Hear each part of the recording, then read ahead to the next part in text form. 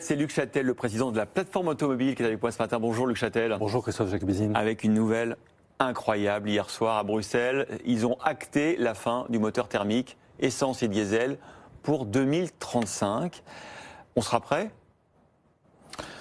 Écoutez, le virage vers l'électrique est une nécessité. Nous le disons depuis 4 ans. Et nous l'avons mis en œuvre puisqu'on a multiplié par 10 en 4 ans la part de marché des véhicules électriques. Toutes nos gammes sont électrifiées aujourd'hui. L'interdiction du thermique, c'est un grand saut dans le vide et c'est un sabordage industriel. Un sabordage industriel ? Bien sûr, bien sûr. Alors, saut dans le vide parce que je ne sais pas si on aura les clients pour ces voitures électriques. Pourquoi je ne sais pas si on aura les clients ? Une voiture électrique, ça vaut 50% plus cher qu'une voiture thermique. On a déjà du mal à vendre nos voitures aujourd'hui. Donc imaginez avec 50% plus cher. Depuis le début de la guerre en Ukraine, on a un impact, augmentation des coûts sur un véhicule électrique de 26%. 26%. Qui n'est pas encore répercuté. Donc je ne sais pas si on aura les clients pour ces voitures. Je ne sais pas si on aura les bornes de recharge. On a 60 000 bornes de recharge aujourd'hui. Pour la montée en puissance prévue d'ici 2030, avant l'interdiction totale, il en faudrait environ 1 million en France. 1 million. Rien que pour la France. Rien que pour la France. Il faut rappeler que quand on fait le plein de voitures électriques, vous dites que sur une station-service, il faudrait combien de bornes en moyenne ? Si vous voulez, il faudrait, pour avoir un débit proche d'une pompe à essence, il faudrait environ 70 bornes ultra rapides. 70 bornes. Pour que, lors d'un week-end de départ ou des vacances, on ait le débit suffisant. Une borne ultra rapide, c'est quoi ? C'est une demi-heure, un quart d'heure ? C'est 20 minutes, on charge 70 à 80%. Voilà.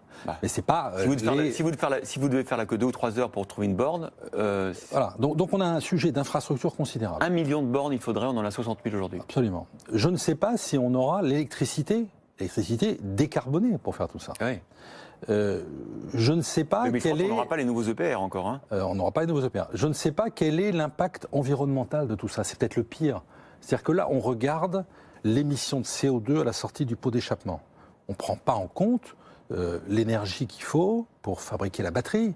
On ne prend pas en compte la production d'électricité. Si vous voulez, en Pologne, vous avez 80% d'électricité qui vient du charbon. En Allemagne, c'est presque la même chose. Voilà. Donc, si vous voulez, c'est un grand saut dans le vide.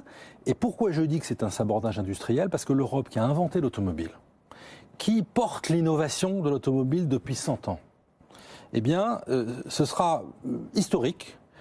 Elle décide unilatéralement de mettre fin à une technologie que toutes les autres grandes nations automobiles vont continuer. Voilà. Qu'est-ce qui va se passer à partir de l'interdiction des moteurs thermiques ? Les constructeurs européens vont cesser de développer de nouveaux modèles. Ils savent qu'ils n'en vendront plus à partir de 2035. Mais les Chinois, ils n'ont pas d'interdiction, eux. Ils vont continuer pendant 12 ans avant... à faire des nouvelles voitures thermiques. À faire de nouvelles voitures thermiques, beaucoup moins chères que les nôtres. Et donc, ça va être un boulevard pour l'industrie chinoise. Et quand je dis sabordage, imaginez la dépréciation d'actifs de tout ce qui touche au thermique dans les entreprises de l'automobile. 4 000 entreprises, 400 000 emplois en France. Hein. Bien sûr, 400 000 emplois. Pensez à toutes ces entreprises de la sous-traitance qui vivent de l'automobile, qui seront à la pointe de l'innovation, et qui ont des savoir-faire reconnus dans le monde entier.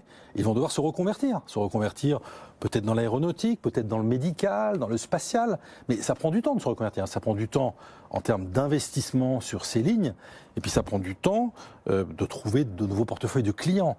Voilà.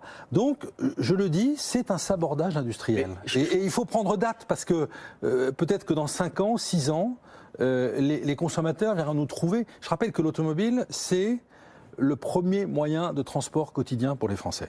Voilà. Moi, j'ai été élu pendant 20 ans d'un département rural. On ne peut pas se passer d'automobile dans un département comme la Haute-Marne. Voilà. Et aujourd'hui, ça reste le moyen de transport privilégié et unique pour les Français.